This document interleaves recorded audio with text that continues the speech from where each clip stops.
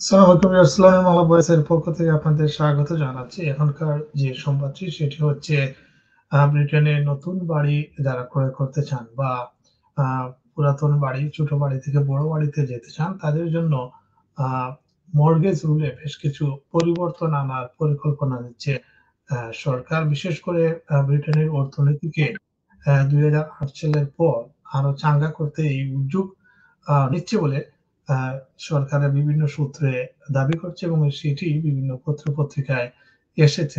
সেই সংবাদটি আপনাদেরকে আ দিতে এখনকার এই নিউজটি সেটি হচ্ছে ব্রিটেনে আরো বেশি মানুষ যাতে বাড়ি কেনার জন্য ঋণ পায়, সেক্ষেত্রে আ গৃহ ঋণের গৃহ ঋণের নিয়ম শিথিল করার উদ্যোগ নেয়া হয়েছে। দেশের অর্থনৈতিক আ যে স্থিতিশীলতা রয়েছে সেটিকে চাঙ্গা করতেই সরকার এই উদ্যোগ নিচ্ছে। সম্প্রতি প্রকাশিত একটি চিঠিতে ব্রিটেনের আর্থিক নিয়ন্ত্রক সংস্থা ফাইন্যান্সিয়াল কন্ডাক্ট অথরিটি জানিয়েছে যে তারা ২০০৮ সালের অর্থনৈতিক সংকটের পর চালু হওয়া কঠোর নীতিগুলো আ সহজের পক্ষে তারা। এই আ নিউজটি আপনাদেরকে তুলে ধরব। এই পর্যালোচনায় বলা হয়েছে যে গৃহঋণের সুরক্ষা এবং ঋণের সহজলভ্যতার মধ্যে ভারসাম্য রক্ষা করা ব্যাংকগুলো এই উদ্যোগকে স্বাগত জানিয়েছে। তবে বিশ্লেষকরা এ নিয়েও দ্বিমত পোষণ করেছেন। তারপরেও ফাইন্যান্সিয়াল কন্ডাক্ট অথরিটির প্রধান নির্বাহী নিখিল রার্ডি চিঠিতে উল্লেখ করেন যে আমরা গৃহঋণের দায়িত্বশীল ঋণদান এবং পরামর্শ সম্পর্কিত নিয়ম সহজ করার প্রক্রিয়া শুরু করব। এর ফলে বাড়ির মালিক হওয়া সহজলভ্য হবে এবং ঋণ গ্রহণের সুযোগ ও ঋণ খেলাপির হার নিয়ে ভারসাম্যের আলোচনা শুরু হবে।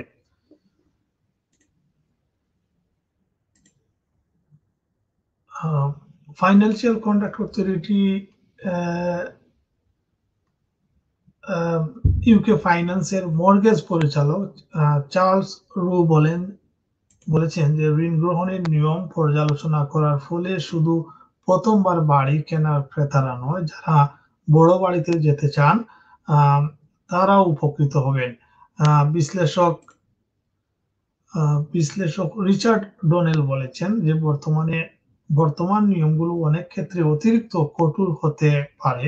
তবে নিয়ম শিথিল করার ফলে ভোক্তাদের জন্য ঝুঁকি বেড়ে যাওয়ার সম্ভাবনা রয়েছে। তিনি আরো যোগ করেন যে এটি দেশের উত্তরের তুলনায় দক্ষিণে বেশি উপকারী হতে পারে এবং কারণ আঞ্চলিক ভারসাম্য প্রভাব ফেলবে।